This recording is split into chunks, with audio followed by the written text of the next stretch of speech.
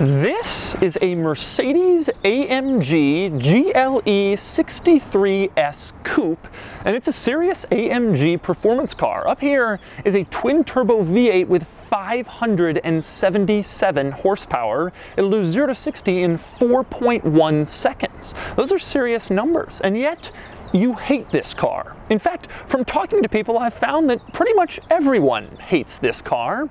Today, I'm going to explain why. I've borrowed this AMG GLE63 Coupe here in Los Angeles using Turo, which is this service that lets you rent cool and interesting cars instead of normal, boring airport rental cars. You can sign up for Turo if you click the link in the description below, and if you do that, you'll get $25 off your first rental. Unfortunately, I suspect you won't want to rent this because, well, everyone hates this car. But before I get into why, here's a brief overview. The GLE Coupe is one of 7 different SUVs Mercedes-Benz now makes, from the little GLA all the way up to the boxy G-Wagon. To create the GLE Coupe, Mercedes took the regular GLE and they sort of sat on it to create this sloping roofline in the back.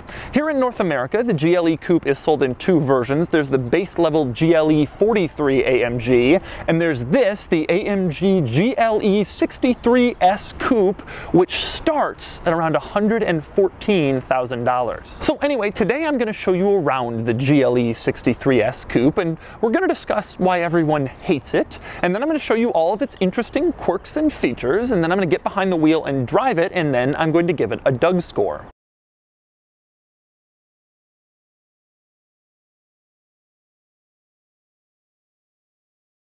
Now, I'm going to start my explanation of why I think people hate the GLE63 Coupe with the styling, which I think is the biggest sticking point, and particularly the styling around back here, namely the fact that it looks like a regular SUV except it's squatting. This weird sloped roofline kind of comes down, and it's a very unusual design. About 10 years ago, the BMW X6 started this squatting SUV trend, and every SUV that has come out since then to emulate it has gotten a lot of hate.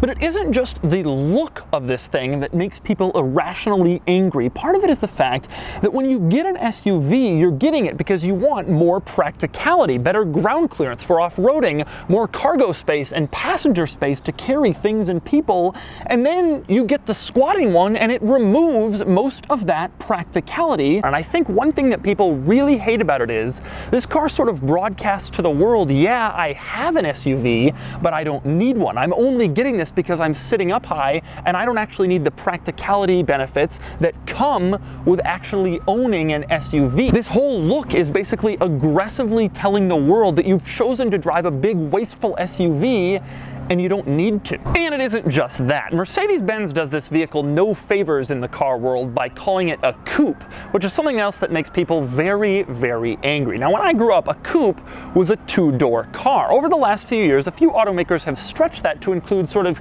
coupe-looking 4-door cars like the BMW 6 Series Gran Coupe and the Mercedes CLS 4-door coupe. But now Mercedes has expanded that definition to include a 4-door SUV. So not only is this no longer a 2-door sports car, it's a 4-door SUV that is still called a coupe, and that really makes people angry. And then rounding out the trifecta of reasons why people hate the GLE Coupe, there's the fact that this is a performance luxury SUV, which is probably the most hated category, especially by car enthusiasts. Most car enthusiasts hate luxury SUVs to begin with. Oh, those rich people in their big SUVs they don't need. But then you add in a performance luxury SUV, and it really takes things to a whole new level. It's like, oh, those damn rich people in their big SUV they don't need. They could have just had a performance car. They're never going to use all the benefits of this thing. They don't need an SUV. People get so mad. Although I have to admit, when it comes to this vehicle and not using the full capabilities and people buying them just to show off, you have to kind of admit that the car enthusiasts have a point. But anyway, moving on to the quirks and features, and I'll start with one especially unique quirk, and that would be the rear headroom. Now, owing owing to the sloped roofline of this vehicle, the rear headroom isn't great. I'm 6'4" and sitting back here is fine, but I notice when I put my head back, it doesn't rest on the headrest, but rather on the roof of the vehicle, which isn't really the ideal situation. If I sit all the way back, my head is touching the top of the car and the back of my head is actually resting on the roof, which is unusual. I wouldn't necessarily want to be chilling in this thing if it rolled over. Next up, we move on to cargo capacity. You pop open the tailgate and you'll find that the cargo area is reasonably deep and fairly wide, but it isn't especially tall owing to the sloped roofline. In fact, the GLE Coupe has 40% less cargo room than the regular GLE. Maybe more importantly, the GLE63 Coupe is $10,000 more expensive than the regular GLE63. So you're paying 10% more for 40% less cargo room. It doesn't seem like an especially great deal unless you just want to show off that you have the coupe. Also worth noting, with the coupe version, the load floor is unbelievably high off the ground. It's like 3.5 feet up here. So if you're trying to carry some sort of heavy item and get it in the back, good luck.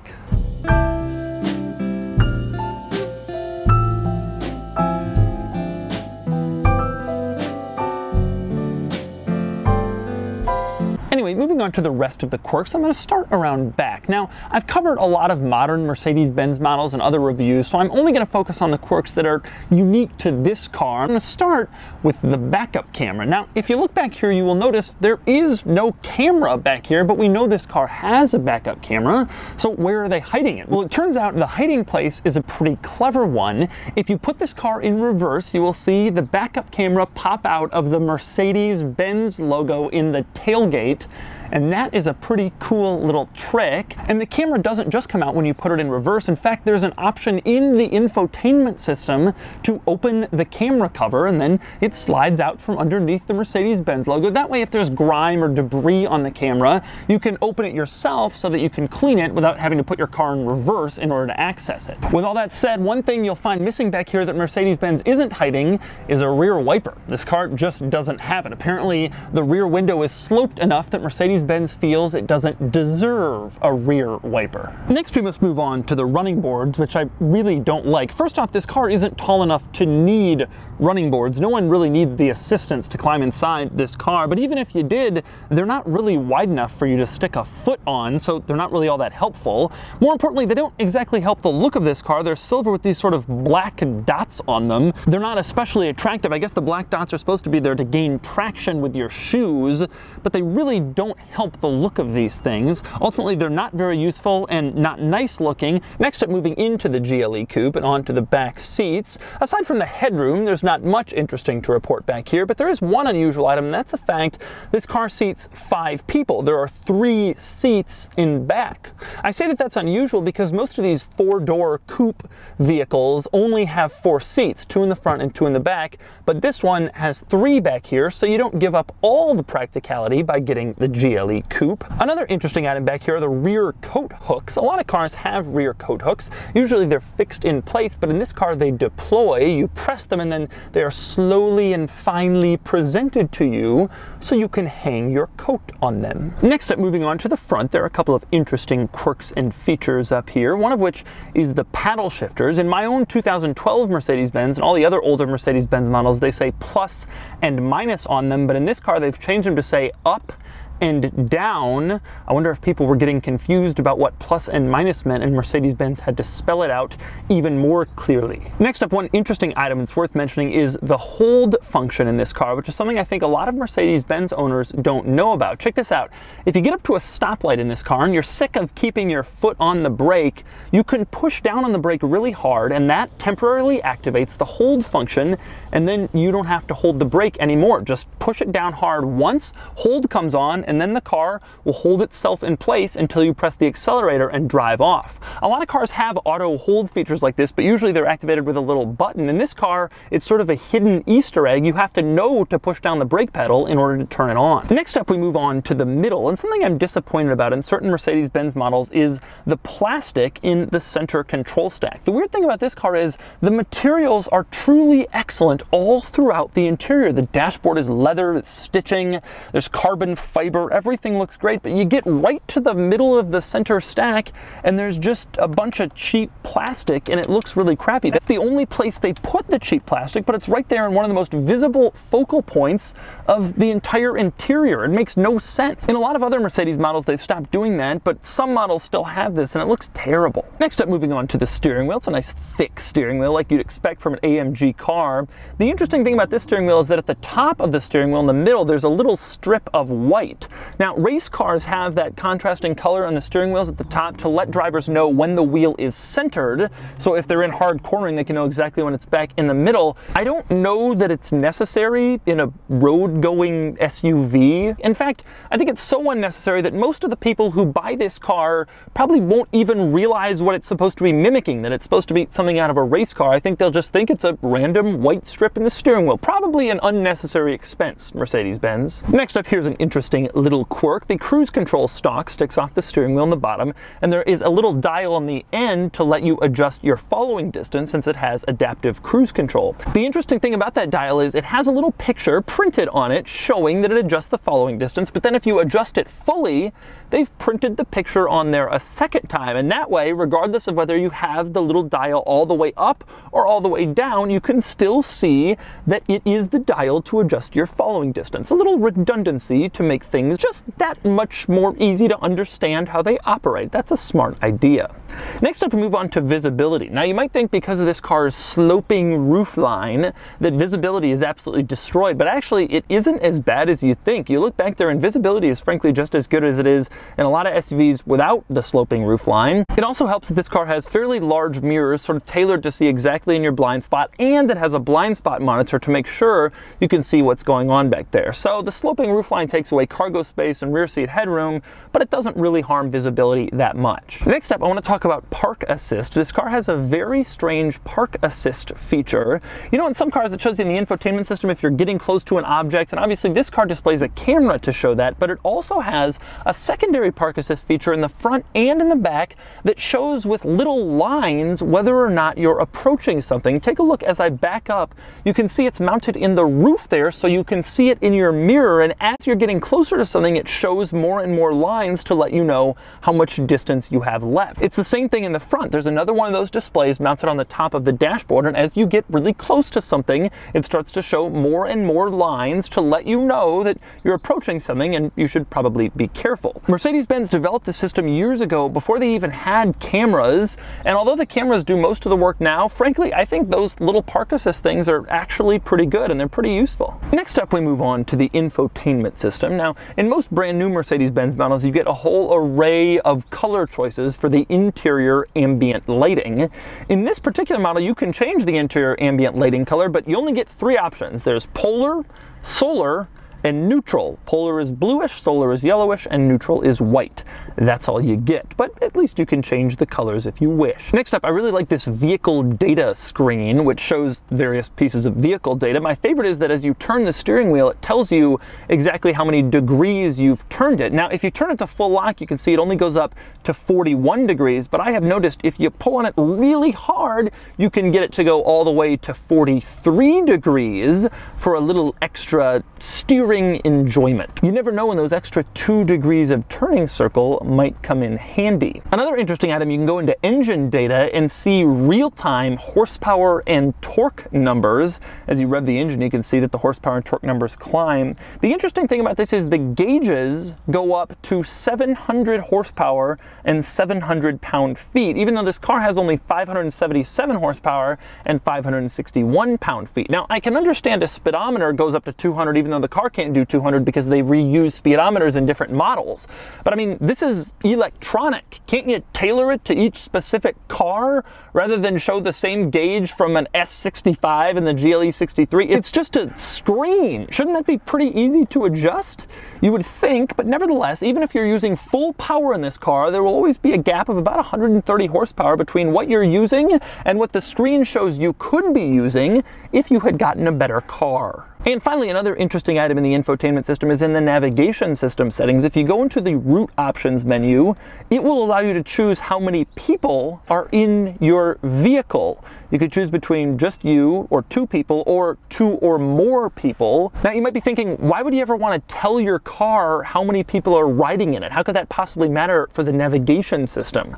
Well, the answer is HOV lanes. The car knows that there's an HOV lane that requires 2 or more people or 3 or more people, and so if you tell it how many people are riding in it, it can actually tailor the navigation route to the number of occupants in your vehicle, which is just crazy. The problem is it's kind of cumbersome to actually have to go in there every time you start a navigation destination and tell the car how many people are riding in it. Nonetheless, it's an option you can actually take advantage of. And so that's a tour of the AMG GLE63 Coupe.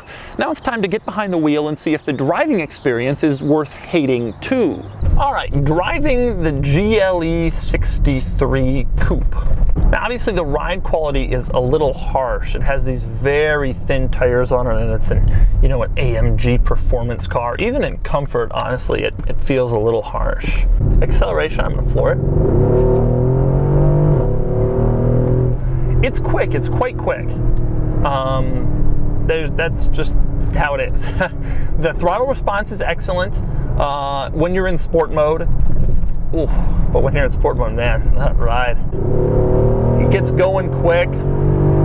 It feels very fast. It moves even from mid-range, even considering the vast size of this vehicle. I mean, it's not a full-size SUV, but it's a big, wide, lumbering SUV, and yet it still moves. If you're in sport mode and you press the accelerator, it hauls. Visibility really isn't so bad back there. You would think it is, but it's really not that bad. Over the shoulder is not great, but the mirrors are good. And honestly, most luxury SUVs these days are going with sort of these weird 3/4 looks. I mean, if you've been in a Lexus RX lately, you know that luxury SUV visibility is not what it used to be. Just driving along in traffic, it seems like a pretty rational and reasonable vehicle.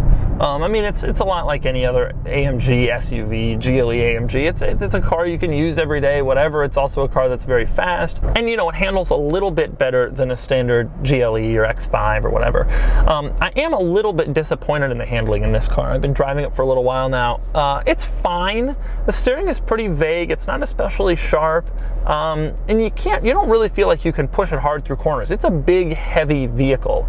I guess I'm a little disappointed. I should have known that it wouldn't be great considering its size, an SUV, but I have an AMG station wagon, and I kind of thought it would feel like that, but actually you do feel the added heft and the added size. I think when people buy the AMG GLE63 specifically, they're mostly buying it for the straight line acceleration and to be cool and have the top of the line GLE Coupe. I don't think anybody's really buying it for handling. It's nice and quiet in here, even for an AMG car. It feels nice and quiet and removed from the road. It feels like a luxury car. I mean, you spend $120,000 and you want certain things, and Mercedes has delivered them quite well. And so that's the Mercedes-AMG GLE63 Coupe. I don't get the hate for this car because, frankly, it has a wide market appeal. It's perfect for anyone who lives down a dirt road, so they need the ground clearance of an SUV, but they don't have kids and they don't ever carry anything because the cargo room isn't all that good, and yet they need a performance car because they take their SUV on the racetrack and they have a budget of 6 figures for a new car. This is literally tens of people, and we should stop hating on their car of choice.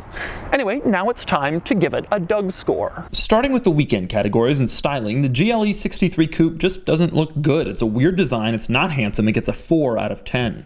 Acceleration does 0 to 60 in 4.1 seconds, which gives it a 7 out of 10. Handling is fine, but only fine, and it gets a 5 out of 10. Fun factor is okay, but this car is mostly about bold styling and a big engine, and it gets a 6 out of 10. Cool factor is really low. Most car people I know abhor this car, and regular people don't seem to want to let it in traffic, and it gets a 3 out of 10 for a total weekend score of 25 out of 50. Next up are the daily categories. Starting with features, it's fine, but a bit behind the latest and greatest, and it gets a 6 out of 10. Comfort is only okay, the ride is unusually harsh, and it gets a 6 out of 10. Quality is fine, most of the interior is nice, but that center control stack is disappointing, and it gets a 6 out of 10. Practicality is only okay. It's a fairly large SUV, and it can carry 5 people easily enough, but between the smaller cargo area, the weak fuel economy, and the challenging rear headroom, Headroom, it gets only a 7 out of 10, which lags 1 point behind most SUV rivals of similar size. Finally, value, and it's hard to call this car a good one. It'll drop in value quickly, and it's very expensive for what it is, and it gets a 5 out of 10 for a total daily score of 30 out of 50. Added up, and the Ded Score is 55 out of 100, which places it near the very bottom of the luxury performance SUV world, even below the Jaguar F-Pace S, which I thought was very mediocre. The GLE Coupe is built for a very specific type of consumer.